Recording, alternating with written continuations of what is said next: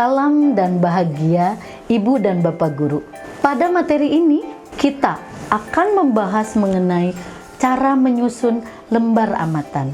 Sebagai contoh, kita akan belajar menyusun lembar amatan untuk pelajaran bahasa Indonesia di SMP. Lembar amatan adalah salah satu bentuk dari asesmen formatif.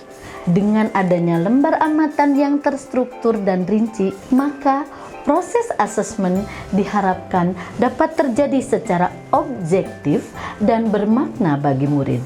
Pada materi asesmen S, for, dan of learning dinyatakan bahwa dari asesmen, guru juga mendapatkan umpan balik untuk memperbaiki cara mengajar atau memfasilitasi pembelajaran. Oleh karena itu, jika dilakukan secara objektif dan tepat sasaran, maka proses pembelajaran dapat berjalan secara efektif dan bermakna bagi murid dan guru.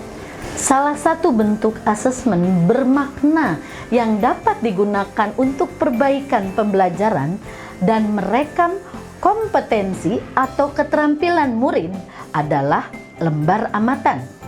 Kompetensi ini diturunkan dari aneka elemen terkait yang dapat Ibu dan Bapak temukan pada capaian pembelajaran.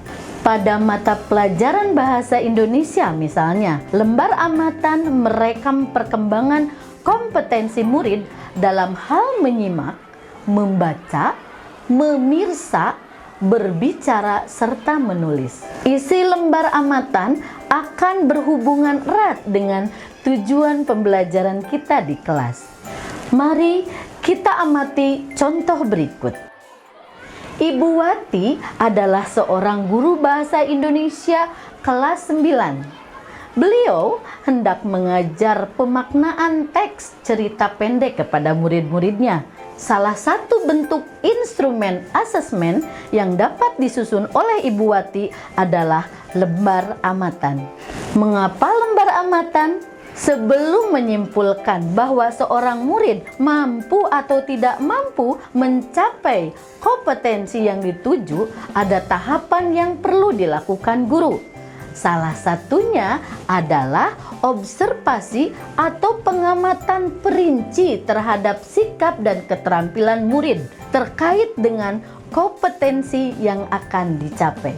Kapan guru perlu membuat lembar amatan? Lembar amatan berfungsi untuk mengamati keterampilan yang tidak dapat diukur melalui penugasan atau tes.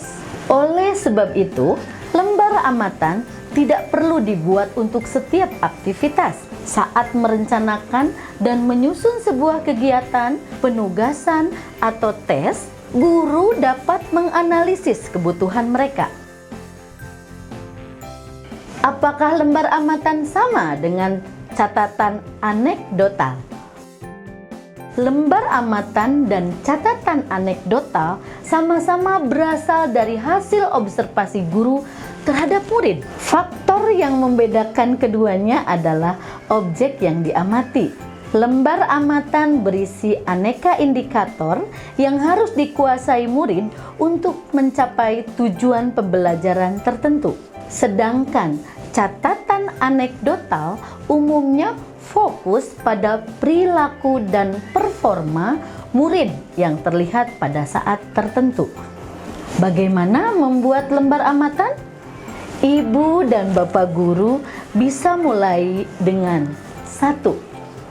Menentukan indikator turunan dari tujuan pembelajaran. Apa saja keterampilan yang perlu dikuasai murid untuk mencapai tujuan pembelajaran? 2. Membuat pemetaan berdasarkan tingkat penguasaan murid. Pemetaannya bisa seperti sudah mencapai, sedang belajar, belum mencapai. Proses memetakan murid seperti ini termasuk ke dalam asesmen diagnostik. Materi ini sudah Ibu dan Bapak guru pelajari pada video sebelumnya. Sekarang kita lihat bagaimana Bu Wati mengaplikasikan tahapan ini di kelasnya saat akan membuat lembar amatan. Ia mulai dengan menentukan indikator dari tujuan pembelajarannya. Untuk dapat mengenali gagasan dan pesan, maka tentunya murid harus mampu memahami bacaan dengan baik. Kemampuan itu dapat terlihat dari penguasaan mereka terhadap aneka unsur intrinsik cerita. Lalu, apalagi? Bisakah kita mengaitkannya dengan keterampilan yang lain? Bagaimana dengan sikap kerja murid? Indikator-indikator tersebut kemudian Buwati susun menjadi sebuah lembar amatan. Apa saja informasi yang dapat dicantumkan pada kolom catatan? Ibu dan Bapak dapat mencantumkan informasi apapun pada kolom ini.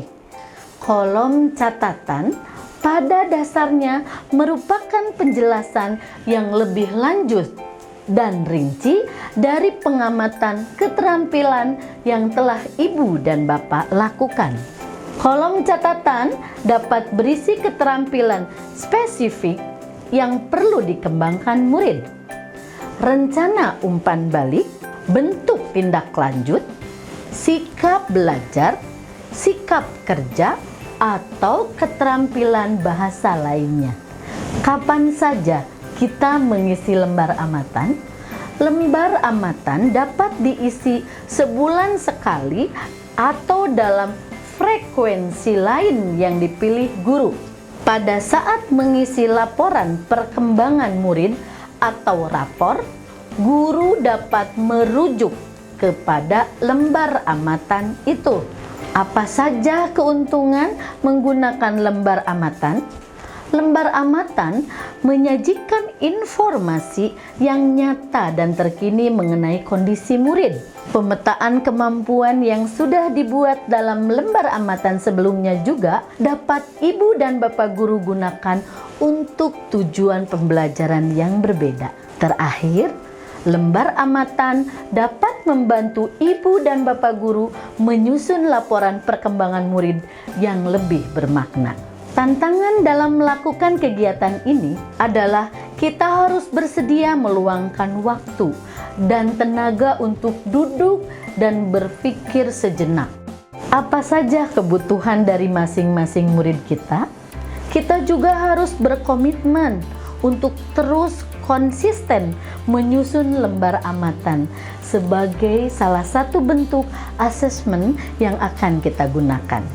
Mari kita saling bekerja sama untuk dapat mewujudkan sebuah pengalaman belajar yang berharga dan bermakna, tidak hanya bagi murid-murid kita, tetapi juga untuk pengembangan diri kita sendiri.